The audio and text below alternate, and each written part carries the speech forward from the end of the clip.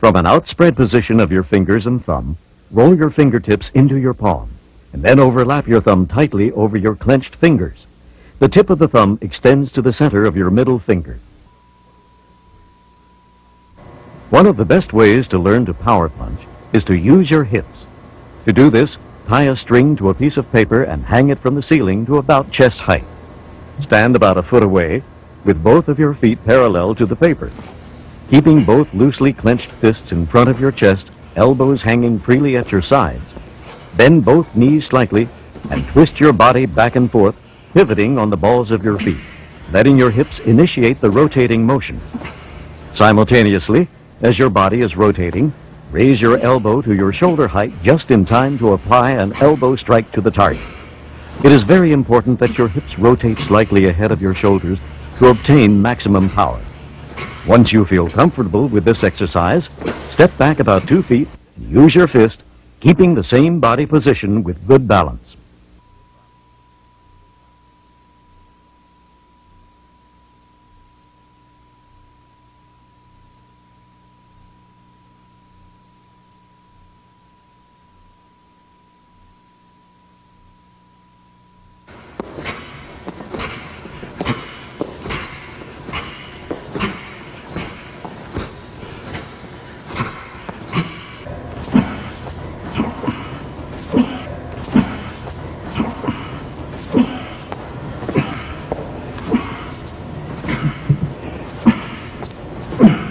Once you have grasped this way of hitting, you can begin to work on your power blows by hitting the heavy bag. Facing the bag, bend your knees slightly, rotate your hips, and your weight should shift toward the front just before you throw a punch. If you can master this punch with the right timing by rotating your hips, you'll have a punch much more powerful than a jab. Remember to punch through the bag instead of just the surface.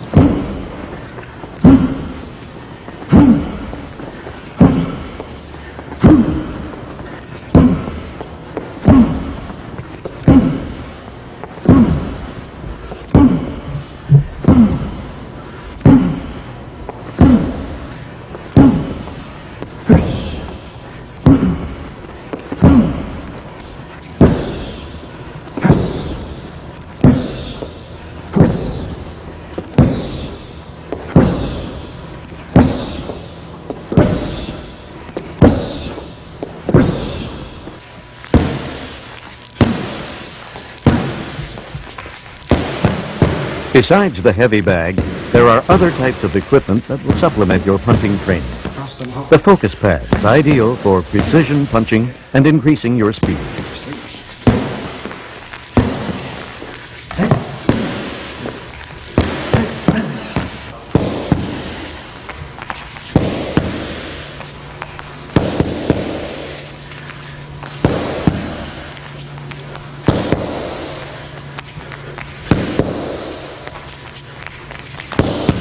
The shield is more solid than the focus pad and will not give in, thus giving the puncher a completely different feeling upon contact.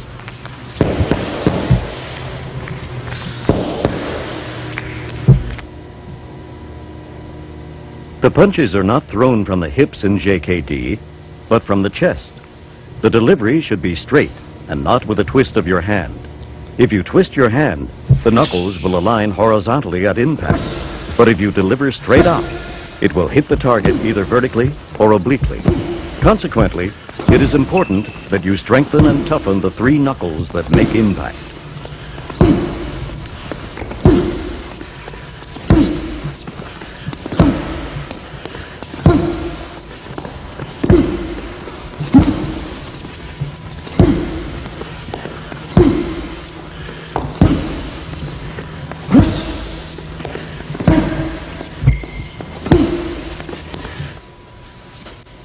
One of the most helpful tools that you can incorporate in your training schedule is the round steel cylinder.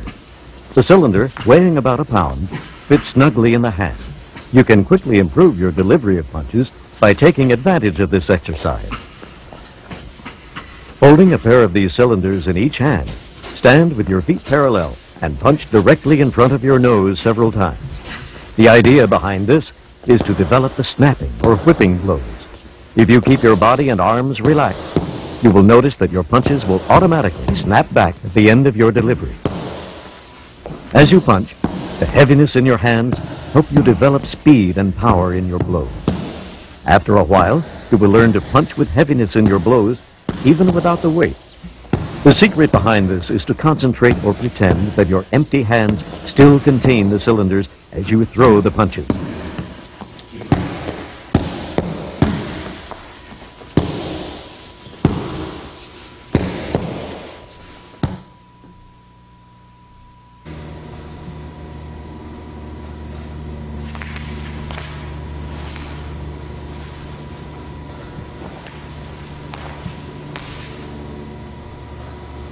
To execute a powerful side kick, stand with your feet apart and parallel to each other. Lift your right foot about 12 inches from the floor as you balance on your left. Stomp your right foot straight down with force and let it snap upward about an inch from the floor. Like punching with the flowing energy, here again you should concentrate with heaviness in your foot.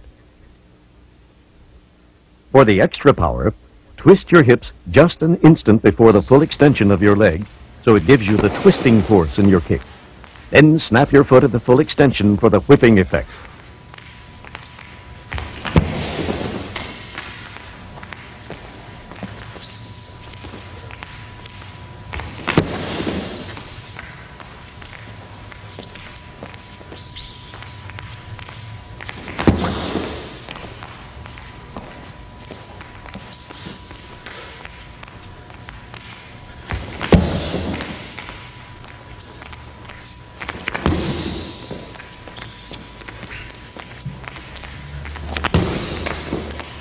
After you have the knack of doing the side kick, you are prepared to kick the heavy bag.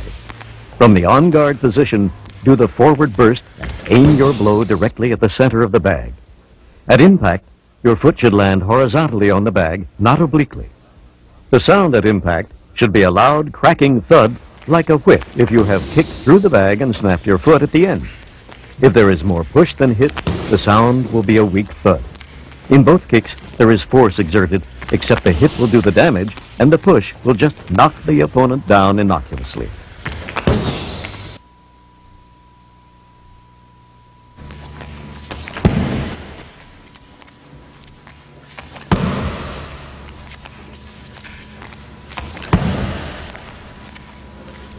Although the front kick is not as powerful as the side kick, you can increase the explosiveness of your kick by using your hips.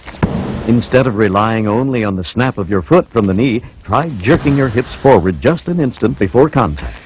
Timing of this movement is very important and difficult to do, but by using your body instead of just your leg, you can add much more power to this kick.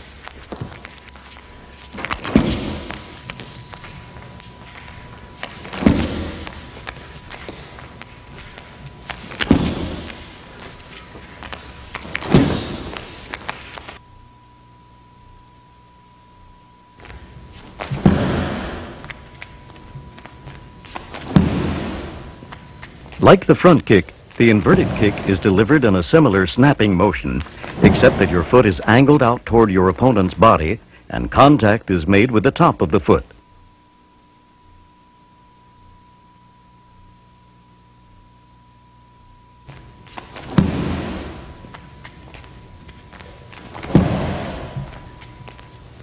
Opposite of the hook kick, the inverted kick can be targeted to the legs, the groin, and the head of your opponent.